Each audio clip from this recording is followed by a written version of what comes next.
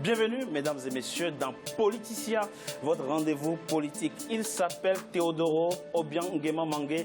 Il est le vice-président de la Guinée équatoriale et comparaît depuis le 19 juin devant le tribunal correctionnel de Paris. Mais que lui reproche-t-on?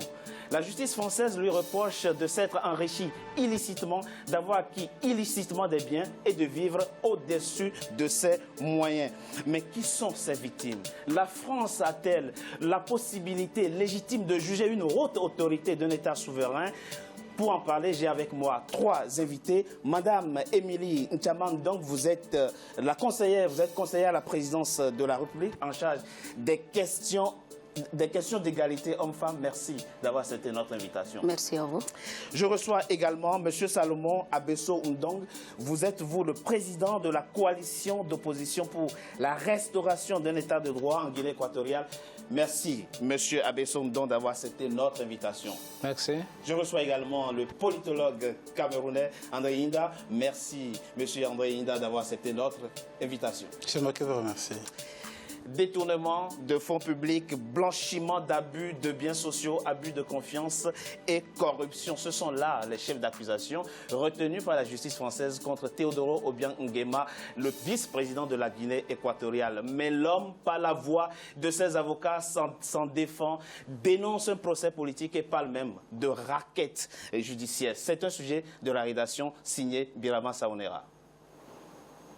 Le procès du vice-président de Guinée équatoriale, Teodoro Nguema Obiang Mangue, s'est ouvert lundi 19 juin 2017 à Paris. Poursuivi pour blanchiment, d'abus de biens sociaux, de détournement de fonds publics, d'abus de confiance et de corruption, ce dernier conteste ces infractions et n'a pas l'intention de se laisser faire. C'est au total 9 audiences qui sont prévues au tribunal correctionnel de Paris dans le cadre d'une affaire qui soulève de nombreuses interrogations. Certains mettent en cause la compétence de la justice française qui pourrait prendre parti dans une affaire à l'allure d'un règlement de compte politique entre deux États. Le gouvernement et le peuple de la Guinée équatoriale, comme État libre, indépendant et souverain, poursuivra sa lutte jusqu'à la fin en défendant ses légitimes intérêts et son honneur, en utilisant à son bénéfice toutes les ressources de la justice internationale et la diplomatie entre les États qui respectent le droit international tel que préconisé par les Nations Unies. L'enquête sur l'affaire des biens mal acquis avait été ouverte suite à des plaintes de deux associations internationales soutenues par un groupe d'opposants au pouvoir actuel en Guinée équatoriale. Ils accusent le vice-président Teodoro Nguema Obiang Mangue de détournement de fonds publics. Ce dernier clame son innocence. La Guinée équatoriale avait d'ailleurs saisi le 13 juin 2016 la Cour internationale de justice de La Haye, le plus haut organe judiciaire des Nations Unies, pour que soit mis fin aux procédures engagées en France. Mais rien n'est fait. Le procès s'est ouvert. Les magistrats cherchent toujours à savoir si ces fortunes ont pu être bâties en France grâce à des deniers publics détournés de la Guinée équatoriale avec l'aide d'intermédiaires ou de sociétés offshore dans les niches fiscales. Ce dossier est une construction, il est totalement vide.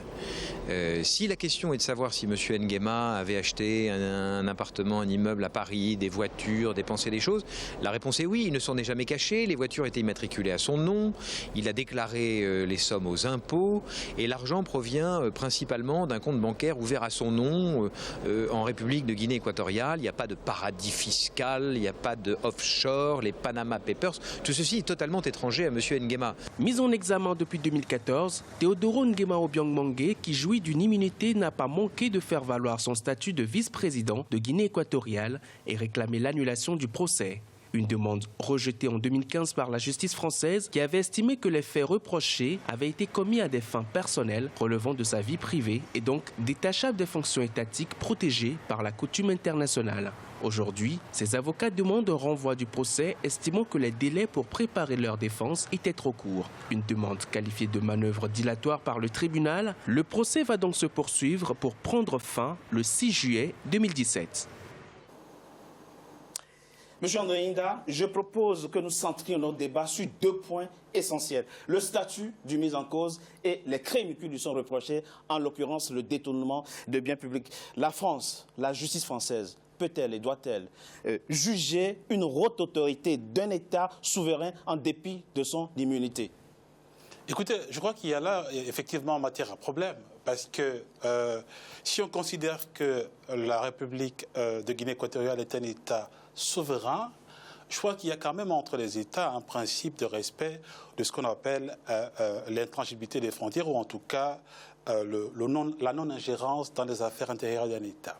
Et donc, d'une certaine manière, si on considère que le vice-président Teodorino jouit de l'immunité diplomatique, d'une certaine manière... Immunité de fonction, en l'occurrence. Tout à fait. Je pense que c'est un aspect qui doit être pris en compte.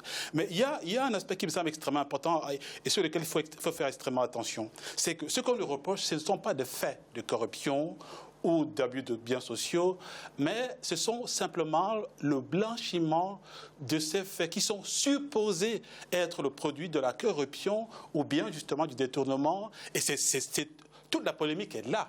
C'est-à-dire comment établir qu'effectivement le produit de sa jouissance est le fruit de la corruption ou bien le fruit des abus de biens sociaux. Là, il y a toute la difficulté. Et je pense que là aussi, il y a la grosse difficulté de la justice française à établir justement la vérité dans cette affaire. Madame, donc, nous l'avons vu dans l'élément, quand les avocats de Teodoro Obiang Nguema Mangue, le vice-président de la Guinée équatoriale, ont voulu faire valoir l'immunité, la justice française leur a répondu non. Les crimes commis ont été commis à titre privé et non dans l'exercice de ses fonctions. C'est quelque chose que vous comprenez? Non, je peux vous répondre. Ce que je vis sur la justice, c'est une fois, ça nous montre que la justice, là, c'est une justice politique. Ce n'est pas une justice on s'occupe des biens des mal acquis de Théodorine. Parce qu'hier même, on n'a même pas donné la parole à les avocats de Théodorine. On s'est coupé de temps en temps. Et ce qui m'a appelé beaucoup d'attention, il y a beaucoup de politiciens qui sont présentés là-bas dans une justice civile. C'est ça qui m'a appelé beaucoup d'attention. Vous pensez qu'il s'agit d'un procès politique déjà? À ce stade de la procédure, vous pensez qu'il s'agit déjà d'un procès politique? Oui, parce que c'est moi-même, j'étais général de la Corée, je sais comment ils sont préparés tout ça. C'est pour cela que je m'ai démissionné à la Corée. Monsieur Abesso Ndong, vous êtes le président de la CORED, coalition d'opposition pour la restauration d'un état de droit. Vous êtes un opposant en Guinée équatoriale. Vous vous êtes réjoui de ce que la France ait pu juger, ou du moins ait pu ouvrir une procédure contre le vice-président de votre pays. Pourquoi n'avez-vous pas porté plainte si tant et que ça vous tient tant? Pourquoi n'avez-vous pas porté plainte dans votre pays, la Guinée équatoriale? Merci, monsieur. Je vous remercie. Je voudrais d'abord dire que l'Afrique aujourd'hui n'a plus besoin de traite parce que notre continent a tout souffert. Patrice Emery Lumumba a été assassiné par le traître Mobutu. Comme la fille qui est devant moi, que cette fille a été secrétaire générale de la coalition CORED. Non, ce n'est pas une fille, c'est une femme. Une femme, s'il vous plaît. Excusez-moi, une femme. Excusez-moi ma correction. Donc, elle a pris tous nos secrets, a remis à Obiang. Aujourd'hui, elle est nommée conseiller de la présidence. Ça part. Revenons sur le sujet des biens mal acquis. Oui. Le projet, ce n'est pas un projet politique, c'est un projet de biens mal acquis. Oui. Théodorine Nguema Obiang a détourné le fonds de la Guinée équatoriale. Abus de confiance, blanchiment d'argent. Des milliards se trouvent au monde entier au nom d'une seule famille. Théodorine Nguema Obiang, Teodoro Obiang Nguema et Constancia Mangue Obiang. Et nous, l'ensemble de l'opposition, on a constitué une association qu'on a porté plainte et nous formons la deuxième partie civile de ce procès qui a démarré ici en France. Vous ne répondez pas à ma question? Non, je peux répondre à ma question. Allez-y alors, allez-y, monsieur Abesso, allez-y, s'il vous plaît. Il fallait constituer un parti civil avant de se présenter. Ça fait depuis des années que nous, on se pose de cette corruption. Il y a déjà eu plus de 310 personnes assassinées en Guinée et en exil. Celles qui veulent parler de la corruption, c'est interdit de parler de la corruption. Où? En Guinée équatoriale. En Guinée équatoriale, on ne peut pas parler de la corruption. Le mot corruption en Guinée équatoriale, d'ailleurs, l'avocat qui n'est pas ici présent a dit au tribunal que le délit de la corruption n'existe pas dans le code pénal de la Guinée équatoriale, monsieur. Vous croyez un pays souverain comme l'autre, la corruption, blanchiment, abus de pouvoir, ce n'est pas un délit. L'avocat l'a dit. Monsieur Abesso Salomon, je voudrais poser une question à l'intellectuel africain que vous êtes, pas forcément aux membres de l'opposition équato-guinéenne. Qu'est-ce que ça vous fait qu'en 2017, on voit un Africain devant un tribunal français pour fait de corruption et de détournement?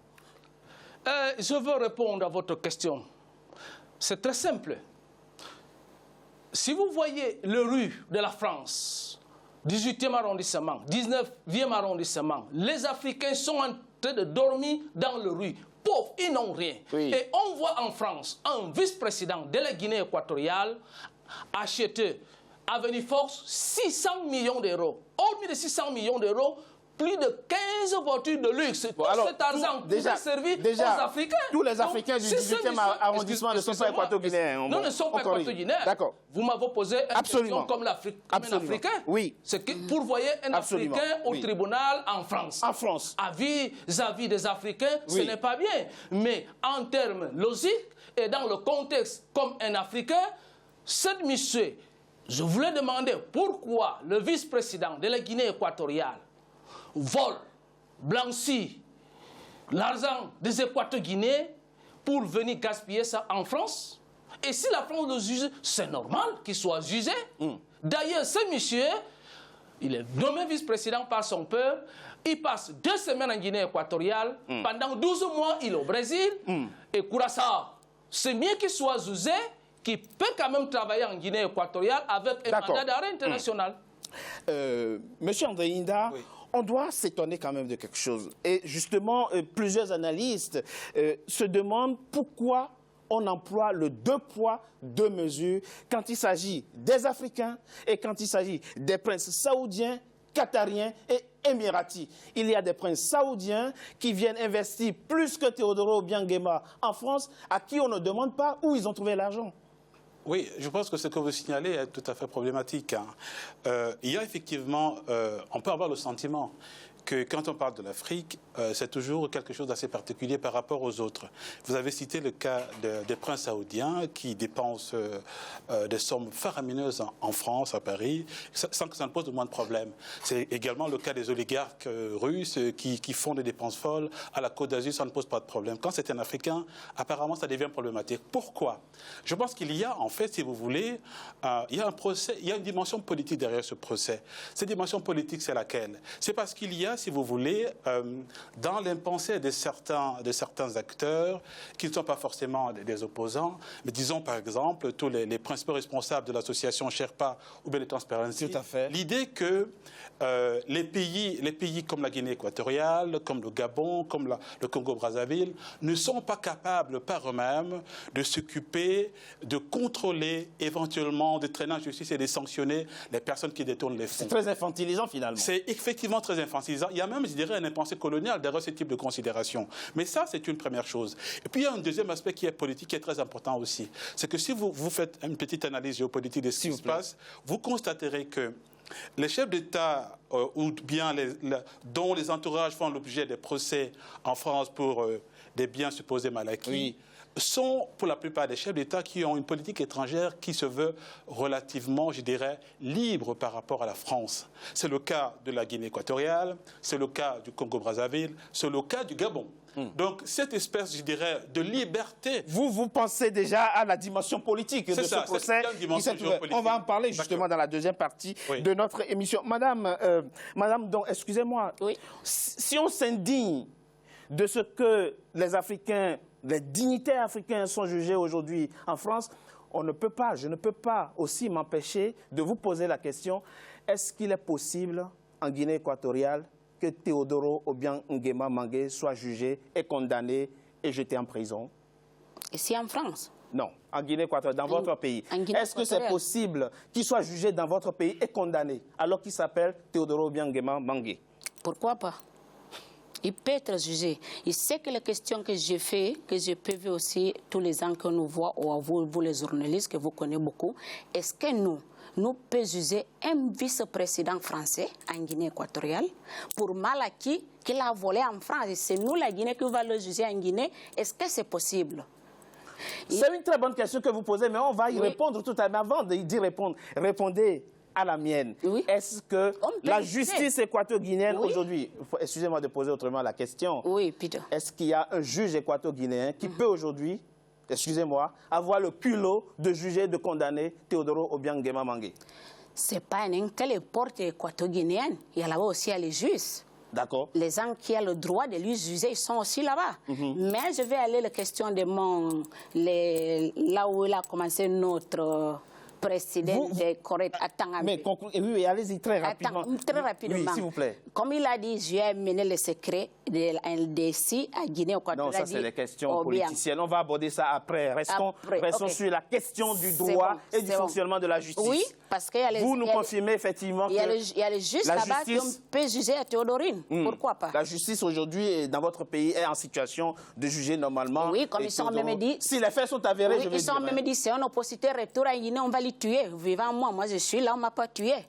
Pourquoi les gens ne retournent pas? Parce qu'on attend que la France, on va lui donner l'argent pour faire un coup d'État. C'est le secret qu'il pense que j'ai dit au banc. Et je n'ai pas dit ça au banc, M. Salomon. Ne t'inquiétez pas. Les questions internes, on va voir ça après. Monsieur Abesson, donc, Madame Dong soulève un point qui est important et qui est aussi intéressant pour notre débat. Est-ce qu'en Guinée équatoriale, on peut juger un vice-président ou une haute autorité française pour un crime commis en France? Commis en France. Puisque vous vous réjouissez qu'on puisse juger Théodore Obiang Nguema en France. Est-ce que l'inverse est possible? J'espère qu'il faut d'abord mesurer les paroles avant de parler et savoir comment composer vos questions. Vous pensez que... Vous avez vu un vice-président de la France, Espagne, États-Unis aller en Afrique, acheter des bâtiments, des constructions, investir à niveau personnellement. Monsieur Théodorine vient en France acheter des Bugatti Biero, des voitures, des maisons à venir force. Donc c'est pour ça qu'il est jugé, parce que les effets sont commis ici. Attention, regardons d'une autre manière. Si M. Théodorine allait prendre cet argent, investir peut-être au Cameroun, peut-être au Sénégal, ou même en Guinée équatoriale, on ne serait pas en train de le juger en France. C'est pour cela qu'un vice-président français ne peut pas être jugé en France, parce que je n'ai jamais vu ni entendu qu'un vice-président de la France ou de l'Espagne a acheté des immeubles bien mal acquis en Guinée équatoriale. Pour vous terminer, monsieur, et pour vous terminer, s'il vous plaît, vous avez en paix parlé de Qatar, d'Arabie Saoudite. Oui. Les biens mal acquis des dirigeants africains, ils viennent ici acheter des immeubles et des voitures pour faire l'ambiance, pour gagner de l'argent. Mais des Saoudiens, le Koweït, ils viennent en France pour investir. Des hôtels, des immeubles, tout. Ils sont en train de travailler en collaboration avec la France et l'Espagne, mais au contraire des Africains. Monsieur. S'il y a un enseignement à tirer de ce procès, c'est sans doute celui que vous venez de dire, à savoir que Théodore Obiang Nguema ne serait sans doute pas poursuivi en France s'il n'était pas venu en France investir son argent, s'il avait investi son argent au Cameroun, au Tchad ou ailleurs. Mais puisque vous dénoncez aussi la dimension politique de ce procès, je propose qu'on en parle dans la deuxième partie de notre émission, après une courte pause. À tout de suite. Merci beaucoup.